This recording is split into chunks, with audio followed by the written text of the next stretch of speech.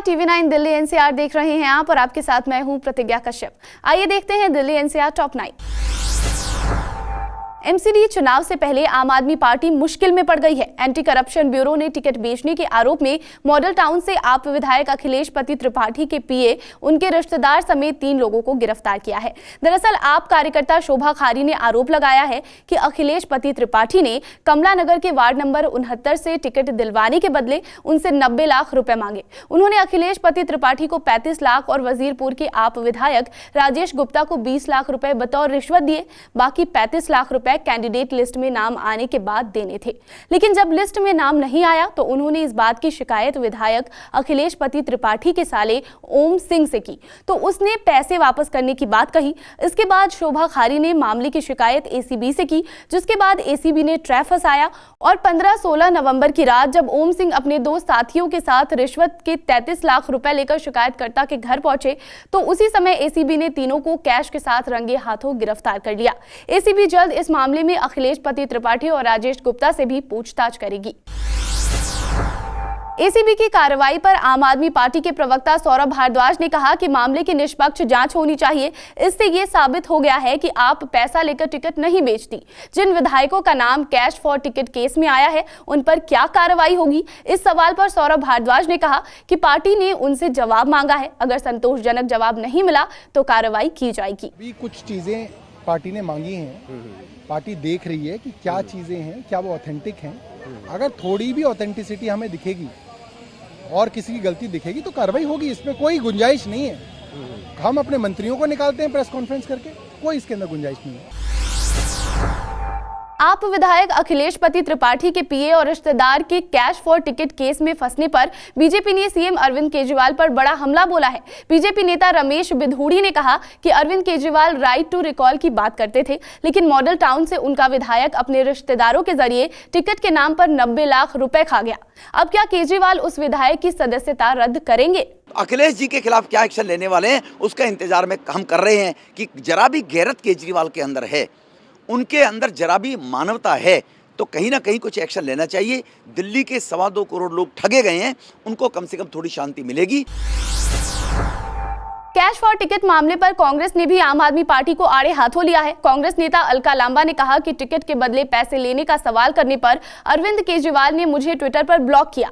केजरीवाल कट्टर ईमानदार नहीं, कट्टर बेईमान है।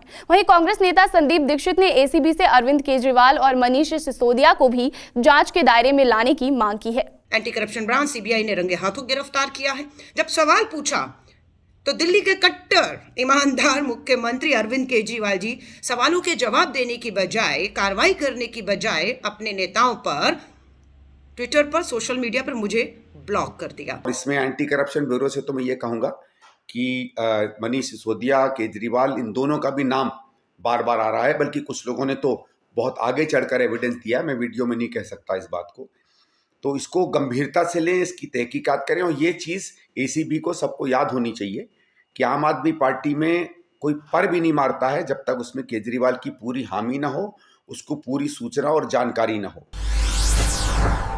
मनी लॉन्ड्रिंग केस में दिल्ली के मंत्री सत्येंद्र जैन की जमानत याचिका पर फैसला 17 नवंबर तक के लिए टाल दिया गया है। आदेश के टाइप नहीं होने की वजह से राउज एवेन्यू कोर्ट के स्पेशल जज विकास ढुल ने सुनवाई टाल दी है। अब कोर्ट कल दोपहर 2 बजे मंत्री सत्येंद्र जैन की जमानत याचिका पर फैसला सुनाएगी। सत्येंद्र जैन पिछले 5.5 महीने से जेल में बंद है। उन्हें ईडी ने 30 मई को गिरफ्तार किया था।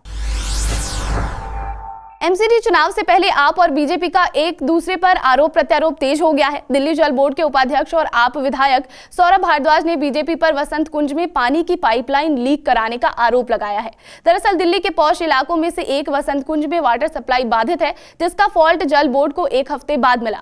इसके बाद सौरभ भारद्वाज ने आरोप लगाया कि बीजेपी ने वसंत कुंज में पानी की पाइपलाइन को लीक कराया ताकि 50,000 घरों में पानी ना पहुंच पाए और उसका फायदा उसे एमसीडी चुनाव में मिल सके। सौरभ भारद्वाज ने कहा कि वे इस मामले की जांच दिल्ली जल बोर्ड से कराएंगे।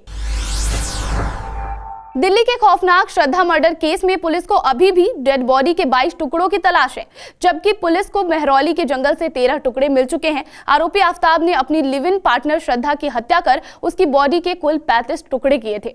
वहीं साकेत कोर्ट ने आरोपी आफ्ताब के नार्को टेस्ट की इजाजत दे दी है। दिल्ली पुलिस ने इसके लिए कोर्ट में अर्जी लगाई थी। पुलिस का कहना है कि आफ्ताब बार बार अपने बयान बदल रहा है और जांच को भटकाने की कोशिश कर रहा है। दिल्ली पुलिस ने अपनी अर्जी में यह भी कहा था कि आफ्ताब ना तो हत्या में इस्तेमाल हथियार और ना ही श्रद्धा के फोन के बारे में कुछ भी बता रहा है। इसके लिए उसका नार्को टेस्ट जरूरी है, जिसके बाद साकेत कोर्ट ने आफ्ताब के नार्को टेस्ट की इजाजत दी।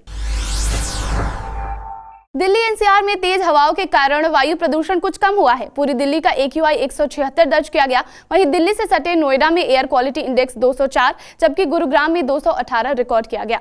दिल्ली का ओवरऑल जो AQI है वो काफ़ी संतोषजनक है, यानी कि काफ़ी कम है, यानी कि 176 मॉडरेट PM 2.5 दिल्ली का ओवरऑल AQI है, जो कि काफ़ी अच्छा नज़र आ रहा है। दिल्ली एनसीआर में कुत्तों का आतंक रुक नहीं रहा है। ऐसा ही एक मामला ग्रेटर नोएडा वेस्ट से सामने आया है। यहां की लॉ रेजिडेंसिया सोसाइटी में एक बच्चे को डॉग ने काट लिया। ये घटना तब हुई जब बच्चा अपनी मां के साथ सोसाइटी की लिफ्ट से जा रहा था। पूरा मामला CCTV में कैद हुआ है, जो कि 15 नवंबर का बताया जा रहा है। हाल ही में नोएडा अथॉरिटी ने पालतू जानवरों को लेकर कई अहम फैसले लिए हैं, जिसके तहत अगले साल 1 मार्च से अगर कोई पालतू जानवर किसी पर हमला करता है तो मालिक को 10,000 रुपए का जुर्माना देना होगा। इसके अलावा घायल के इलाज खर्च भी देना होगा। इसी के साथ दिल्ली एनसीआर टॉप 9 में आज के लिए इतना ही। बाकी तमाम अपडेट्स के लिए देखते रहिए TV9 दिल्ली एनसीआर। नमस्कार।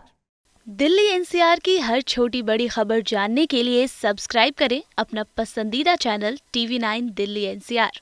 साथ ही बेल आइकन जरूर दबाएं, जिससे हर खबर सबसे पहले पहुंचे आप तक। फेसबुक पर हमें सर्च करें @TV9 दिल्ली एनसीआर। वहीं ट्विटर पर हमें फॉलो करें @TV9 दिल्ली एनसीआर पर, और इंस्टाग्राम पर हमें फॉलो करने के लिए सर्च करें @TV9 दिल्ली एनसीआर।